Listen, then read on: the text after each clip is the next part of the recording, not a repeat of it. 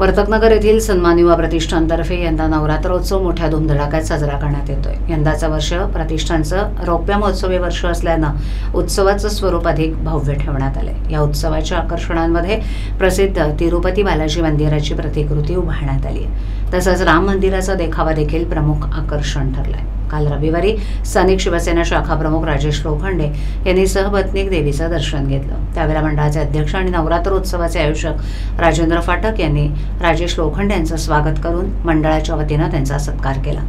दररोज संध्याकाळी 7:30 वाजता प्रतिष्ठानच्या वतीनं देवीची मनोभावे आरती करण्यात येते आणि दृष्ट काढण्यात येते। त्यासोबतच परिसरातील तरुणांसाठी दांडिया आणि गरबा उत्सवाचं आयोजन करण्यात येतं।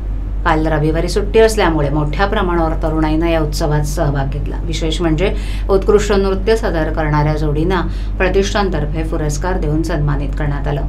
उभारलेल्या तिरुपती बालाजी प्रतिकृतीमुळे वसई, विरार, ठाणे जिल्ह्यातून दर्शनासाठी भाविक मोठ्या संख्येने येत आहेत असं मंडळानं सांगितलं। उत्सवाच्या जल्लोषात सहभागी होण्यासाठी परिसरातील नागरिकांमध्ये विशेष उत्साह दिसून येतोय, ज्यामुळे नवरात्रोत्सव अधिक रंगतदार आणि आनंददायी बनलाय।